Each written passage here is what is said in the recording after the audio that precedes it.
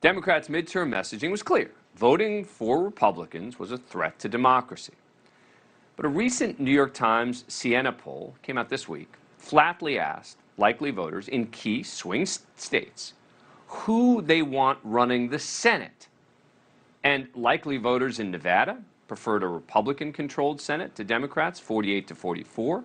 In Georgia, 49% of likely voters preferred a Republican-controlled Senate to 45. In Arizona, 49% of likely voters preferred a Republican-controlled Senate to 42 wanting Democrats. In Pennsylvania, it's dead even. It's 46% of likely voters each to Republican and Democrat for who should control the Senate. Now, the poll results are slightly better for the individual Democrats in these races, but still, it just doesn't seem like the Democrats' punches on this issue are sticking. Look, election denialism and January 6th are real issues, and I've addressed them on this show multiple times, many times. Everyone should be concerned about both. But voters appear far more interested in issues that impact them tomorrow, not theoretical dangers for the future. So is it fair to say that Democrats have made a bad bet on focusing so much on election denialism, January 6th, the threat to democracy, as a winning issue? Joining us now is former Bush White House staffer and Republican strategist Alison Young, and former spokesperson for the Democratic Governors Association, strategist Jared Leopold. Thanks to both of you for coming on. All right, Jared, let me start with you. Am I getting this wrong? I mean, it does seem like this has been a constant issue, and no matter how important it may or may not be, it doesn't seem to be landing, no? Look, I mean, election messaging is a stew, right? There are a lot of issues that go into it. I don't think there's any Democratic candidate in the country who's making threats to democracy the core issue of their campaign. You're seeing people talk about the economy, about healthcare, about reproductive rights. And certainly it is an important issue that people care about. And it is also an important issue for people to drive down the stretch. At the end, what you're trying to do is turn out the base. And that's what this issue motivates at the very end. But is it, though?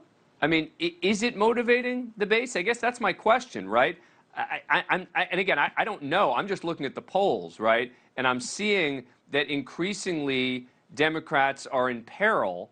And this issue, again, with President Biden tonight, is coming up again and again as if it's a winning issue for Democrats, as if it's going to be that sort of, the final blow, no?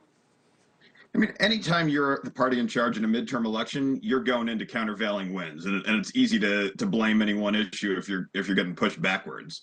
But look, I think it is a useful issue for Democrats to bring up. It's an important issue to our democracy, and it is an issue that base Democratic voters need to hear about and do care about. And in the end, you're just trying to get that emotion to drive people out to the polls, as my friend Kevin talked about.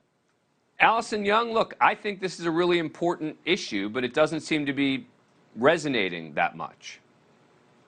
I agree, Dan. It is an important issue. You see it more at play, and it makes more sense to be at play in the gubernatorial races. Obviously, places where they have more control over the elections, the governor's races in areas where secretaries of state are elected.